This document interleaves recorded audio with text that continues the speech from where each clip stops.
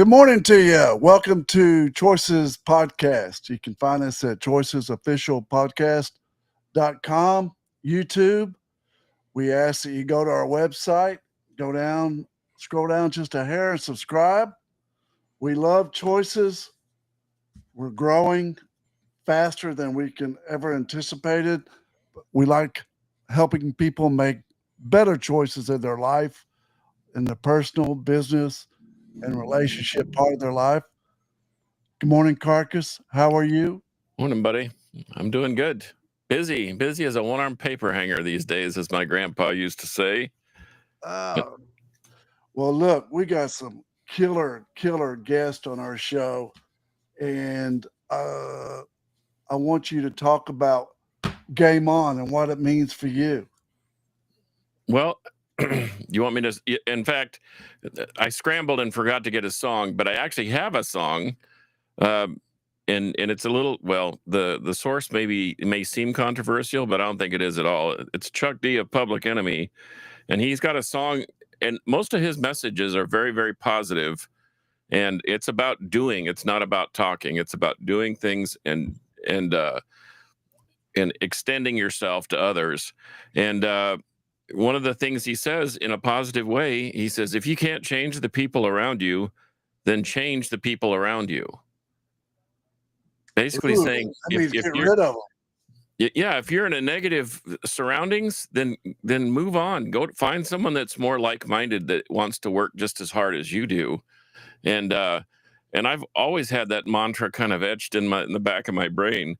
And part of the reason why I retired is because where I was working was kind of that way. It just and so game on. You want to move and improve, then sometimes you gotta shuck some of the friends. I agree. So look, my guest, let's go ahead and bring our guest on, Mark. Stephanie and Scott Fitzgerald. They have been friends of mine for a long time. Yes. How are you guys doing? We are awesome. Thank you for having us on, Brett. It's an honor to see you. It really is. It's awesome. I love you to death. I love you. And you know who loved you more was Fred. My partner, Fred. Oh my gosh. Scott, you doing okay? I'm doing well. Thanks, Brett. It's good to see you again and get reconnected.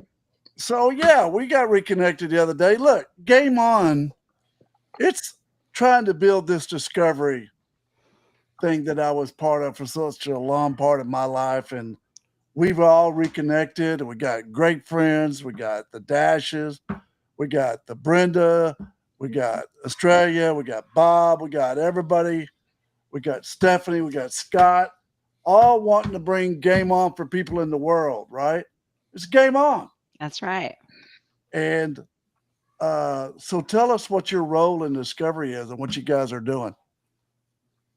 Go ahead, Steph. Well, currently, Brett, we're serving for the Discovery program in Austin. We've been a part of their team since 2017, and we're on a rotating schedule with another team that does the D1 program, which is called Base Camp. And that's the first part of a 3-part series, D1, D2, and D3. And Scott and I, again, are on that rotation team. And we also co-facilitate a relationship course that takes place twice a year. And then Elevate, formerly known as Spiritual, that happens once a year, the first weekend in December. Oh, that's awesome. Yeah, it's really great. I love the relationship that y'all are doing that. I remember when we put that together. Anyways, everything that I put together at Discovery started with a piece of paper. You know what I mean? Ours usually starts with a napkin. That's right. Yeah, there you go. And so that's what entrepreneurship is about. But I had this friend, listen to this.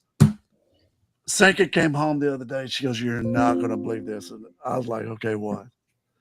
I have a dear friend who I've known forever. They lived right down the street from us, who's a good lawyer, not a great lawyer, good lawyer. And his wife left him. I'm like, they've been married forever. I'm like, what's going on?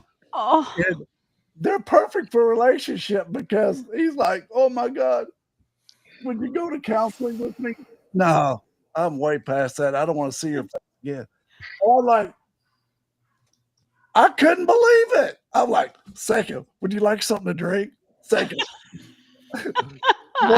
you want to go shopping? What do you want to do? I was like, if you don't take care, yeah, happy. If Happy wife, happy life. That's right. Just like Carcass's wife loves his beard. I get it. Keep the beard, you know. But it's like, I'm glad you guys are doing that. That's awesome. So, how do we do discovery? You know, discovery is like a real impactful personal development type seminar, course, whatever you want to call it. But how are you guys doing it this day and time? I mean, you go in on Friday, right? Yeah, that's right. On D1, well, in Stephanie and I's case, our weekend actually begins well before then, because we're in South Carolina and we fly into Dallas. Actually, we fly into Austin. So on Thursday we get ready, we get prepped. Things happen before the program. We get a chance to meet with all the guides. These are the people that help us shepherd people through the weekend. And yes, we actually start on Friday, mid morning. And it's a long first day, but we go all the way from Friday, Saturday into Sunday till 5 o'clock on Sunday, where you see people come in with just all kinds of stories that are waiting to unfold. And it's really fascinating how a group of people that are strangers, when they come in on Friday, they walk away with a person next to them on Sunday that they know more about than their family members. Yeah. And that's just in that 3-day period that they get a chance to not only just get to know them, but to get to know them in a really real sense. It's really hard to not be seen when you are seconded to 3 days of just focusing on what's in front of you. So, yeah, it's not something where you guys are talking to people. It's something that you let people talk and experience, right? That's very exactly right. Experiential. Yes. That's one of a kind. But experience. People hear the word experiential, they're like, okay, dude, what are you trying to tell me? Yeah.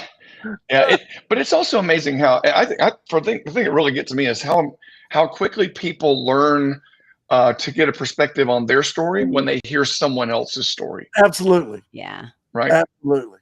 And then it clicks for them that, hey, I need to be here. You know what I mean? I need to grow. I need to talk. And okay. I have a question. What? I have a legitimate question, because when I went through this program with Brett, and he didn't really trick me. He just didn't give me the whole information. And I went there with the idea that I was going to help out. And he said, hey, why don't you just sit in on one of these? And I'm glad he did that, because I would have been skeptical and I would have just not volunteered. So Brett, you know, we spoke about someone we both know and we're very close to, about how do we get him or her into this. We need to put him in this class coming up. So short of handcuffs, zip ties, and blindfold and duct tape, how do you convince someone that this is probably the most important thing they'll ever do up until that point in their life? You know what we're going to do? Dude, we're going to bring somebody on the show next week that I'm putting in there. Okay. We're going to do a before and after. We're going to set this guy up a little bit, though. This is like somebody else. Now, and bear in mind, he's one of the best drummers in the world, who would totally love, that needs to go through this seminar. Okay. You know, he's a dear friend. This guy, get him through it. He's a dear friend, and I don't want to see him flounder. I want to see them succeed, and they've succeeded on some levels that none of us will ever experience in certain ways. But as my dad would say, how are they doing on the important things? Terrible. Important meaning, you know, how is their spiritual life? Choices are terrible. Yes. Right. So, he can play the drums, but once you get him off the kit, his choices are terrible. Carcass, I want to go back to your question, because I think it's a great one. And that is, you know, how do you open that door?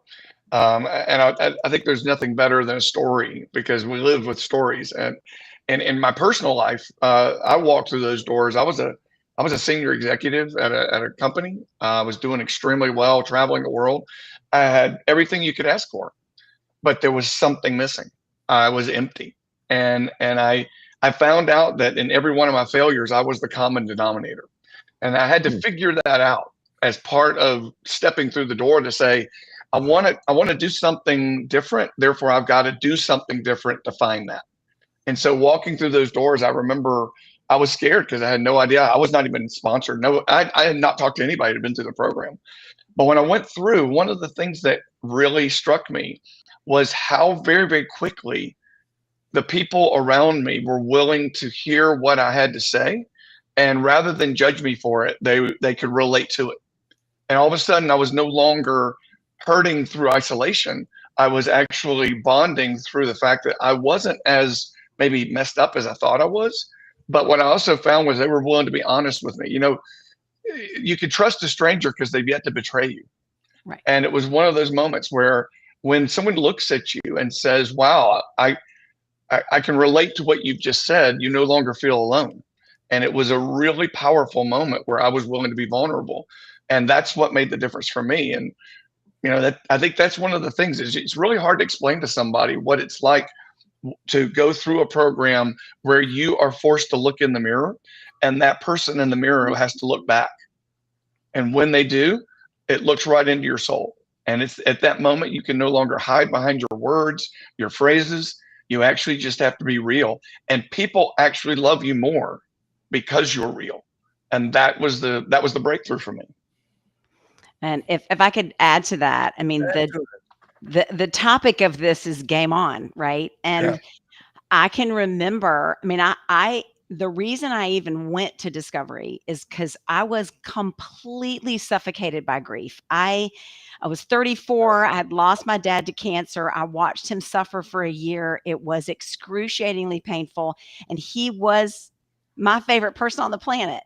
And I literally couldn't breathe right. Like I wasn't even breathing right from the time he passed until Sunday when I left D1. And you talk about somebody with a game on attitude. I was ready. I was so ready to take my life back. I had the courage to embrace the sorrow that I had been carrying and to be grateful for the fact that my heart was broken because I had an awesome dad. And I had, quite frankly, Brett, you and Fred, the two of you stepped in the gap for me. You loved me unconditionally. You approved of me. You got me in the D1 room 3 months after I went through the program. And that just was a game changer. And I was just like, game on. And I have not stopped with the Discovery love since then. It has been game on for me. And that I've actually met my husband at Discovery. Oh, that's awesome. That would be me. I met Scott. And you know, it was just such a cool opportunity. I had been serving for almost 7 years when he came through the program. I was not looking for anyone. But, you know, God put him in my path, and it helped me come to terms with my dad's passing, right? Because I went through Discovery because I had lost my dad. So it's those little, if you pay attention, right, there are these little signs and things that happen in your life that say, okay, this was really horrible. Losing my father was a devastating chapter. But had that not happened when it happened, I wouldn't have gone to Discovery when I did. And I might not be with Scott right now, which is unimaginable. Oh, I see a red bird flying across the screen. It's not a red bird to fly.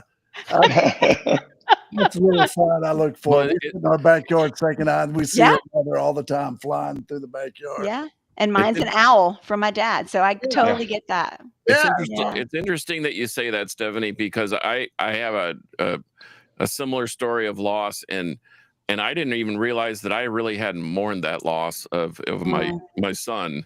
And there are still a lot of questions, but to your point, I can name you 100 wonderful things that have happened as a result of that tragedy, but Right.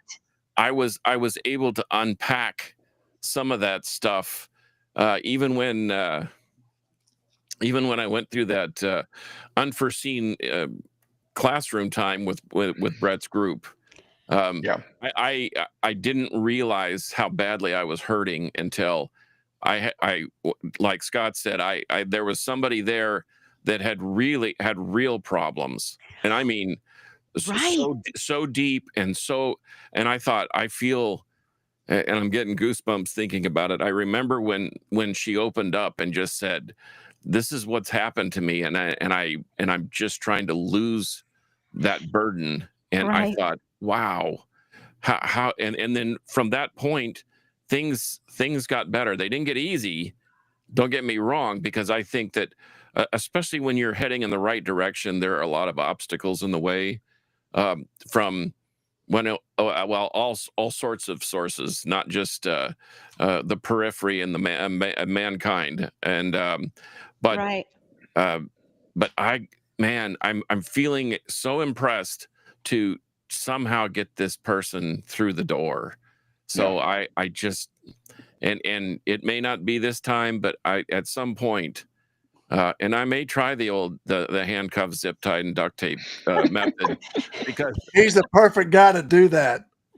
This guy needs to be duct taped. but Let's talk about I'm the just, you purpose. know what, you get to the point, the older I think it's kind of comes with maturity, that you not only feel for yourself but you feel for others, and Yeah. there's a certain compassion that you 100%. that you change the approach of your game. I'm not so worried about recovering the visions of grandeur and the reading the press clippings from the past, because I have a litany of those. I'm looking at the future and saying, how in the world, what is my life going to do for somebody else? Because as Confucius would say, if you help your neighbor across the stream, you've also made it to the other side. So that's kind of the way I'm looking at life these days. Well, what a beautiful testimony. And I'll tell you that that discovery environment, I am still in awe. Almost a quarter of a century later, I am still in awe.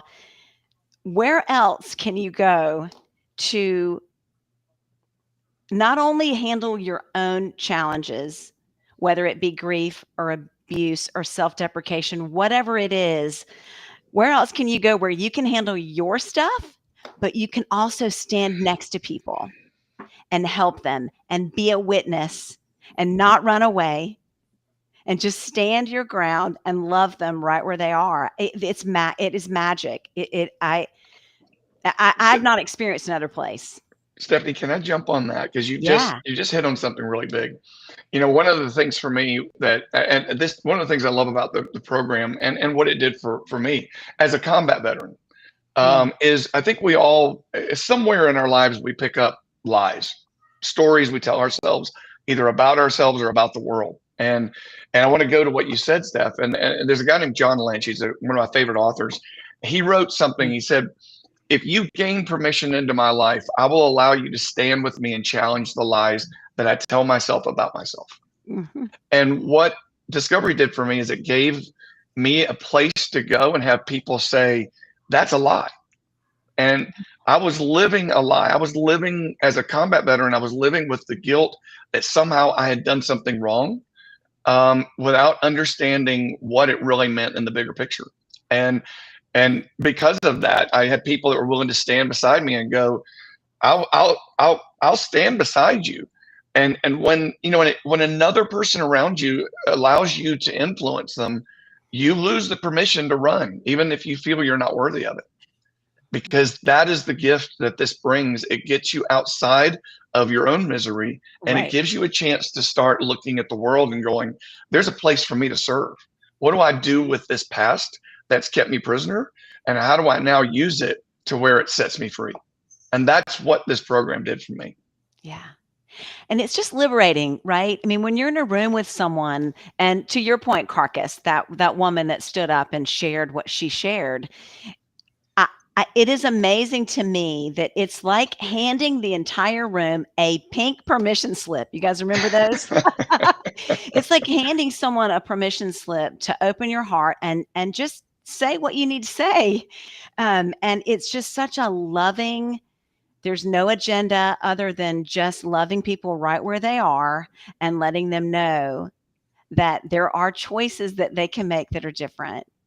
And if you're willing to play the game, to stay engaged, to make it through just one day at a time, I am amazed at the game on attitudes on Sunday. I'm amazed Yeah. at the people that are ready to take on life. Now, hear me, they go back into their reality and it's a real challenge because they've been in a bubble. But the great news is they now have a community and it continues, right? Then there's D2, which is Ascent, and then there's D3, which is the Summit. So it just is it's a beautiful one of a kind program, in my opinion. Well, they may go back into their own reality, so to speak, and Mhm. that's a real challenge. But at least for maybe even the first time, they felt the difference. Yes. And I don't think that people often give that enough credit because some people, and I'm thinking this person in particular, doesn't know how they should feel. Right. And they don't know how, like you use the word liberating, they don't know how liberated they'll be once they stop living the lie, as Scott mentioned. Yeah. That's so I'm feeling more than just impressed. I, Yeah. I've I've got to figure it out. Carcass, I told you that God has put you in his life for a reason. Aw. That's exactly right. Yeah. Well, let me tell you what, Brett and the Fitzgeralds. I spent 2 weeks in a tin can with this guy driving all over the United States, and by the end of the 2 weeks, I was physically exhausted. I was mentally exhausted. I was spiritually hanging on by a thread, and I was ready to abandon ship on all on all levels. However, as I started to look back on it, and I talked about this with a mutual friend who's well acquainted with this person, and I just couldn't let him go. I just can't. It's like it's too important, and to your point, I wouldn't be where I am right now, and I wouldn't have crossed paths. My wife and I, our story is so unbelievable that I've actually written a chapter in my book about it, and we've crossed paths so many multiple times, but the timing was just right, and when it was there, it was really, really there. And I think that, but I had unloaded. I had unloaded the car, and I had nothing. I had plenty of room for extra Awesome. love and care and understanding and service, and because I wasn't strapped and straddled with all that extra burden. That's an awesome metaphor. So if Carcass, people can get to that point, then man, Yeah. Carcass, what do you need to tell him to get him in?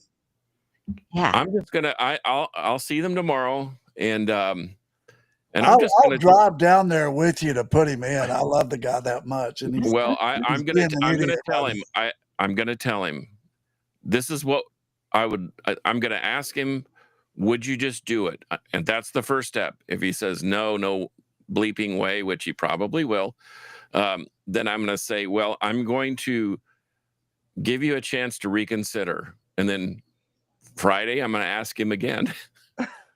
And then I'm a baseball guy, so one strike, two strikes, three strikes, and then you're out. And I got a roll of duct tape, I got zip ties, and I've got plastic bags in the car if I need them. So, but I'm telling you, yeah, I just hope and I believe in the power of prayer, and I pray for this guy. I pray for myself. I pray for my own family. I also believe that others can pray for like goals, even in a nebulous kind of general kind of way. I think there is some real spiritual power there. I think we often forget that there is strength in numbers. Yeah. And so wish me luck, say a prayer, do whatever. But tomorrow morning, I'll let you know next week how it all goes in the process, because Yeah. Oh. tomorrow's condition critical. Carcass, I think something that strikes me about what you said is I love your passion for it. There's something really powerful about a person realizing that they're not going because you told them to go. They're going because they deserve to have a better place. Yeah, a lot of people don't know how to hear that. That's right. Yeah. See, I get ugly. I get ugly with my people because I like. It's almost, it's almost like a jailhouse intervention. I tell them, "Oh, really? You want me to represent you? The only way that I told this kid, the only way I'm represent you for you to go through this seminar." And the parents are just wonderfully happy that he's going to go. So I hadn't signed him up yet, but I don't know how to do all that. I was asking Dash. I said, Dash, should I sign somebody up? Well, you go, Dash is. Yeah. Well, you go on the website. It's real easy. Well, technology and me do not get along. I acknowledge your experience. That's right. That's right. We'll get him there. Anyways. Yeah. Yep. Wow. So if I could add one thing to what Carcass just said, and Carcass, obviously I don't know the gentleman that you're talking about, but what we're trying to do in Austin is have a way of expressing the change or the impact that it had on you without telling them about the class, right? Without telling people about the different activities and trying to prepare them and be careful for this and watch out for that. But what people do relate to are the emotions that you felt when you went in and the emotions you feel when you left. And sometimes what we're finding is that that's truly powerful. Okay, I went in with this, and this, 3 things that you went in the class with. And then on Sunday, I walked out with this, and this. Depends on your audience, right? You're going to customize it. But people relate to how things make you feel and the impact of just a transformation in 3 days. So Steph, just some encouragement. Can you share your D journey story? So I went into D1 completely suffocated by grief. I was terribly afraid to move on with my life without my dad. And I was lacking joy, period. And I walked out of that program so on fire to embrace the sorrow that I felt. I was on fire with love for the people that were in that room with me that were complete strangers on Friday. And I, with joy, was taking back my life. Dog, you're such a passionate person. Just listening to you guys makes me so happy. I mean, Brett, she makes me want to sign up and go through again. Listen, I lost my dog. It's been, my Labrador went to my office with me every day. Yeah. Every day. And it just, I don't know, something, I don't know. Next thing I know, she's foaming at the mouth, and 2 days later, she's dead. I'm like, I might need to go back through as and sit in the chair. But that's what's really cool about this seminar is you can say, you know what? I got my lawyer friend. I've got my client. We got one of the best drummers, Carcass. You just got to tell him he's going to be a better drummer after he goes through. Tell him he's going to be a better drummer. Well, if that's the case, I'll go through twice because I need to improve. I really need to get better. But that's what I'm saying. You don't have to look far to find somebody to put in the seminar. No, understood. And make a difference. And if I could interrupt, Brett, I'm sorry, but Scott, when you said, well, hey, maybe I should go through again, I do. This is going to feel like an infomercial, but people, you continue to have struggles and challenges and mountains and falls. And without saying names, because I want to be super respectful, but there's someone who went back through the program as an alumni not too long ago because she had been through so much more since her initial experience at Discovery. So come back through the program. Austin actually has an alumni program where you get a discount if you come through the program a second time. That is And, awesome. and people have done it, and they come out the other side amazed at what they get out of the program the second time around. I told Dash that I'm really wanting to spread a lot of kindness to people Yeah. right now. And I had a client, and I said, you came in my life in a perfect time, Dash, because I had a client 2 weeks ago that his sister calls me when I get home and says, I just got this text from my brother. I go, where is he? She gave me the address. I said, meet me over there. It was too late. He killed himself. Brett. Yeah.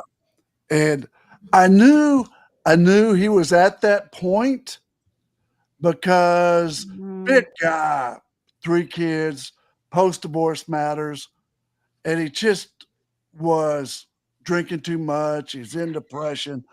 But where are you going to send this guy, right? You're not going to send him to a therapist once a week. You're not going to do that. You're not going to send him to a mental institution. If he would have had an opportunity to go through the seminar, it would have saved his life. It would have. Yeah. There's lots of people that say that. You know, it's the truth. Discovery is saved there. Yeah.